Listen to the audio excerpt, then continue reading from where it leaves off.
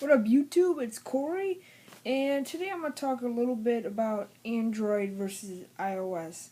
And so, if you're out there looking for an upgrade or a new phone or whatever, and those are the two big operating systems right now, Android and iOS, and you don't know which one you want to do.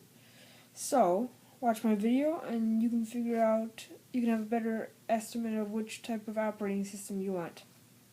Alright, first, just want to get it out of the way. I am a big Android fan.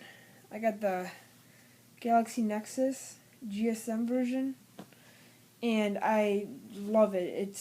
It's best for me, but some people might like iOS better. But okay, let's get down to the facts.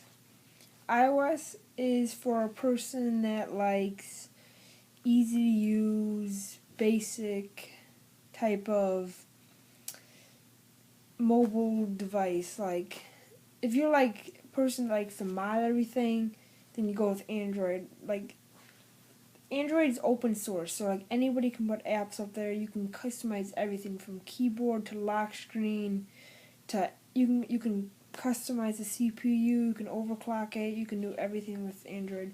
iOS, you don't get much freedom. The only thing you can get to change or whatever is your background, and you can barely see the background because you got all the icons in a row. So you can't really change anything unlike Android.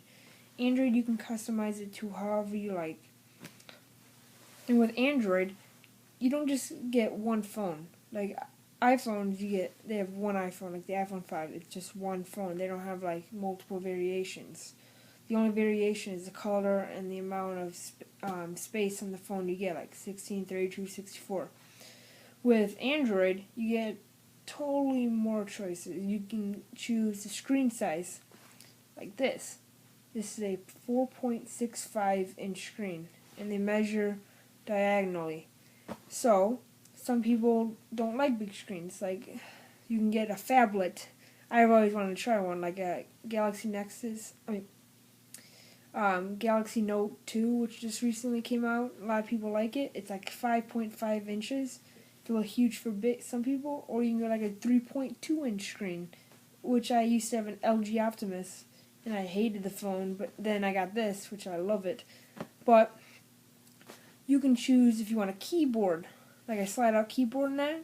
If you like a big texture and all that, you could choose what type of camera do you want. You're on 8-megapixel camera. Some are now coming out with 13-megapixel cameras.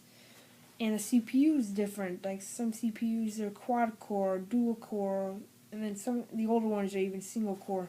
With iOS, you get the iPhone. You don't get to choose a CPU, camera, and all that. You get what they choose.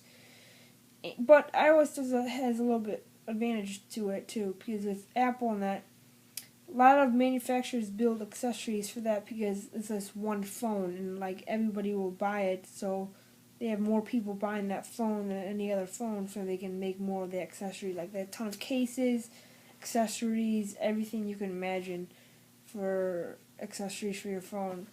See, for the Galaxy Nexus, there's like two different types of cases that you can get. You don't get much variety, and like there's not many accessories out there for them either, because the amount of people, like Android is the number one mobile software for a phone right now, but like there's so many phones, so it's not like manufacturers aren't going to build a ton of accessories for each single Android phone because they're going to lose money every time. But they can make a ton of different accessories for the Apple iPhones because everybody buys them in just one version of the phone, which has better use. And their apps are made specifically for the iPhone. Like the Android, like everybody has different screen sizes, so sometimes the apps don't line up right. But if you get a Galaxy Nexus, when app developers make an app, they test it off this so it like works perfectly and fits like the way its developer made it off the Galaxy Nexus. So that's what I do. It's 100% Google. You don't have the Android skins. And Android skins, let's talk about that. Android skin is like HTC, Samsung, LG in them. They create their own like software type thing, and then they put it over Android. So it's not like if you get a Samsung, like say you get the S3, okay, and then 2 years later when your contract ends, you get a new phone. Say you get like an HTC.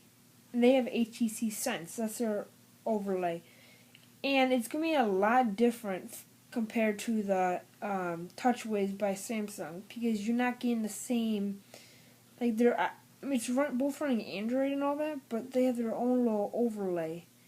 But if you want a completely Google style, you can get the Galaxy Nexus where it has no overlay, just 100% Android. And some people like it, some people don't like it. But let's get back on topic. iPhone versus Android. It's basically up to you. But like if you want to be a creative and all that, then I'd highly recommend Android if you want a ton of apps. But Android's been catching up to iOS lately for apps. But if you just want to get a lot of, if you just want to like, if you have a bunch of Apple devices anyways, and you just want to sync them up with iCloud and all the other stuff, you can do that with Apple and it might be a better fit if you already have like Macs and all that too and iPads. You might want to go with the iPhone if you want an easy use iPhone and that.